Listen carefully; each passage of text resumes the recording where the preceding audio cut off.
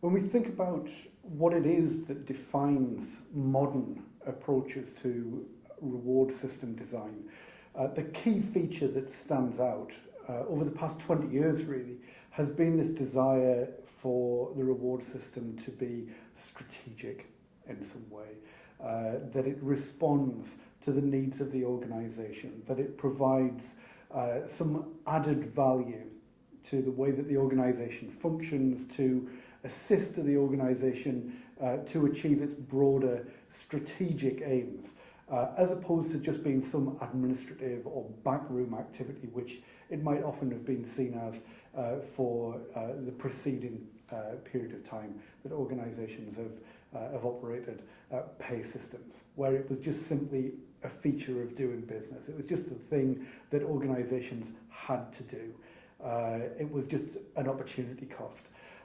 Over the past 20 years, really in tandem with broader developments across all of human resource management, all of the aspects of managing people in organisations has developed this strategic orientation, this desire to assist organisations.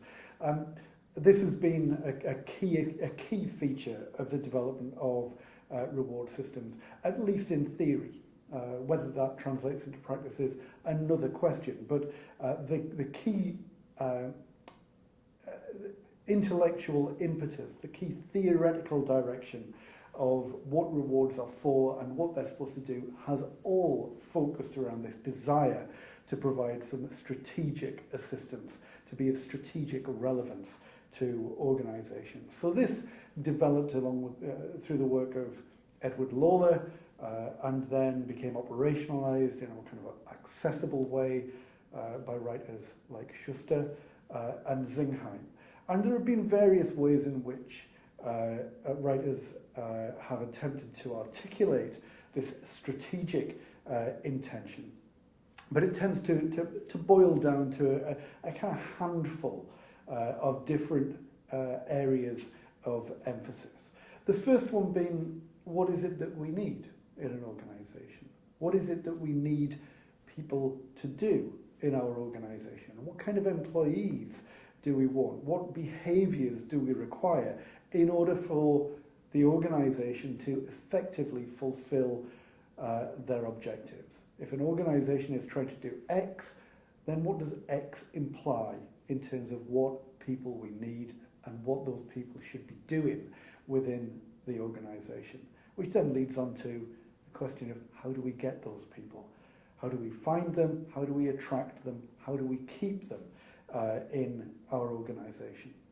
The second feature of strategic reward is not just to see reward as a hygiene factor in the way that someone like Friedrich Herzberg might have thought about it, but how can we actively use reward systems to motivate employees, to get them engaged in the organisation, to encourage them to do the things that they're capable of, to encourage them to do the things that we need them to do, to encourage them to continue to develop their capabilities, their skills, their knowledge. So the reward is not just seen as something that gets people through the door, but has this continuing function, this continuing added value, which not just maintains the human resources of an organisation, but goes on to improve them.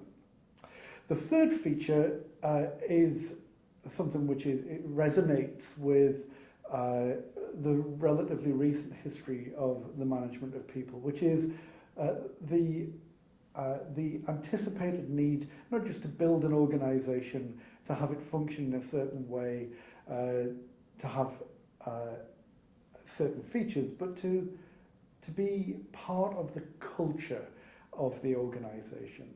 That it's not just that the organisation is set up in a certain way, but that the organisation has certain values, certain philosophy that are distinctive about the way that the organisation is, and so which then tends to direct the thoughts and feelings and behaviours of employees in ways that are useful.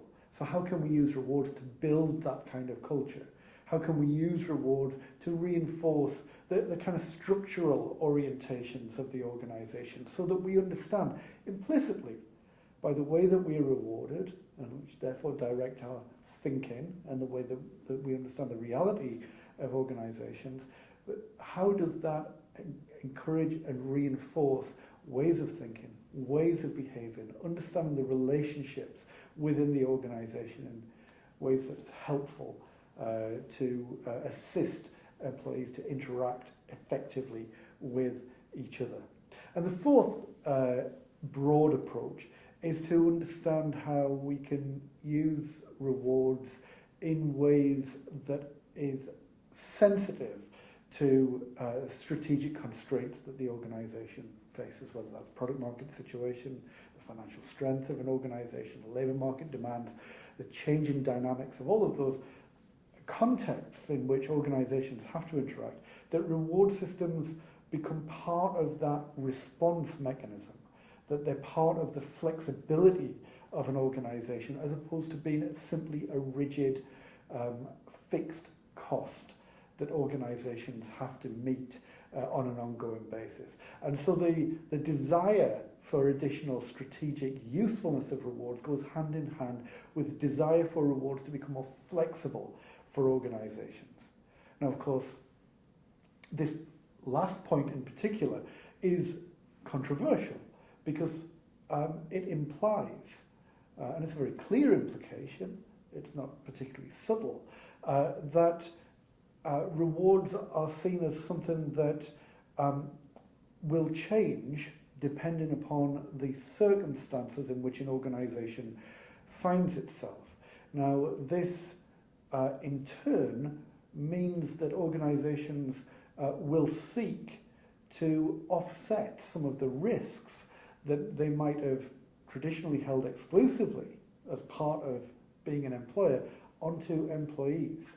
That if times get tough, then rewards might get worse. So employees have to bear that burden, bear the burden of risk that has traditionally not been seen as part and parcel of the lot of the employee. And this is at a point which was made very clearly in Adheri's critique of strategic reward systems and the growth of performance-based reward systems and so on. So these are the features of what strategic reward systems are supposed to be like, that they're supposed to allow organisations to orient themselves in their competitive scenarios in a more effective way, to provide a conduit to a more competitive, a more strategically useful future. Now, as with many management intentions, whether reality actually lives up to those desires is another question. A relatively recent paper by Trevor and Brown does raise some serious doubt as to whether this strategic orientation towards rewards actually happens that much in practice, or whether, or rather, organisations spend a lot of time looking at what each other do, following fashions and picking up on what the latest buzzy approaches might be in rewards and simply doing that it's more about following fashion in rewards rather than finely tuning their reward systems to meet their particular bespoke strategic needs. So we need to take some of these fine words, if we think they're fine, we need to take them with a pinch of salt, if not more. Now, in terms of how we put in place these strategic approaches, of course, we can look to the broader strategic literature and the broader strategic HR literature, which provides with common guidance around these kinds of approaches. And there is this ongoing debate between best fit approaches, contingency approaches to strategic design, or best practice approaches, which identify certain features of approach which just seem to convey or confer advantages on organisations. And we can take our pick in relation to this. A broad approach that we tended to see organisations taking, or suggested that organisations might take is this best fit approach, that organisations look at their particular needs and they design their reward system accordingly. Now, it might be that we take a very broad approach, and so we might look at ideal type organisational strategies, whether we are an innovator, a cost cutter, customer focused, and then we drill down from that to think, well, an organisation which is attempting to follow this particular type of strategy will tend to need to achieve certain types of business responses. So a cost cutter will focus on operational excellence, for example, or an innovator will have to be very good at cycle time so that they keep hitting the new trends, the new needs of the market, and so on. And that those business responses in turn will imply certain human resource needs, that they need to have certain kinds of behaviours expressed by their employees, and that we match our reward systems to those required behaviours of employees. So certain types of rewards will be appropriate given certain types of strategies. Or we might try and do something which is more finely tuned, more bespoke, more individual to the nature of an organisation. And so we may look to try to unpick some of the particular competitive dynamics of an organisation's situation. We try to understand the organisation's product market situation, their labour market situation, where their corporate strategy is headed, to think about the culture and values that the organisation has, the context in which the organisation is operating in, not just the market context, but the broader social and political context, to think about what the particular employees of an organisation might desire, what they want. They are, after all, the subject of the reward system, who it's all intended to satisfy. What do they want? If there's a union present, what is the union's agenda? Where we operate a range of different HR systems, how can we align the reward system with those so that they're all pushing in the same kind of direction?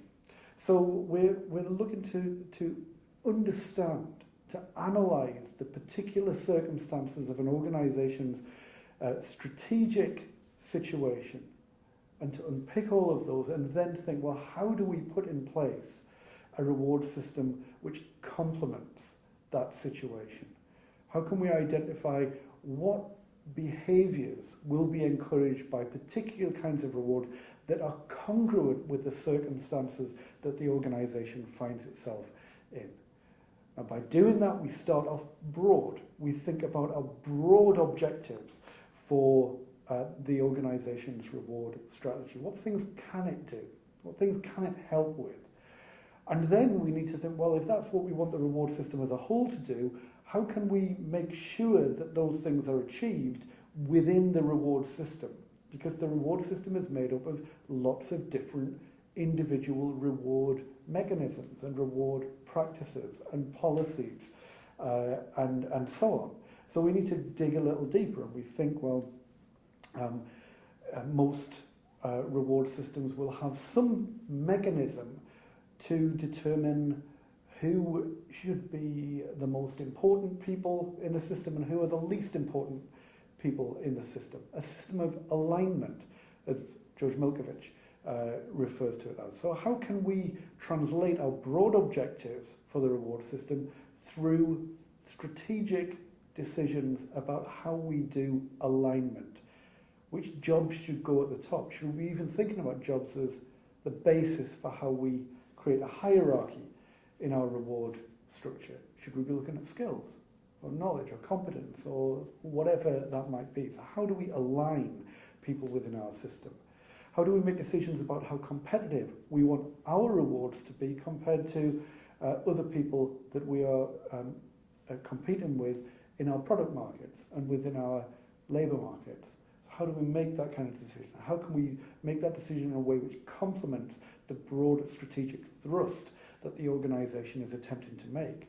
How can we make decisions about the individual contributions that people make to the organisation? Because it's one thing to decide this job is more important than that job, but then there will be differences in the people who undertake those jobs, the individual employees. They're not all created equal, and they don't all perform at the same level all of the time. So to what extent do we want to distinguish within jobs, within groups, within the collective, and get down to individuals? And how should that be expressed? What should we be rewarding people for? How do we do that? What is the mechanism?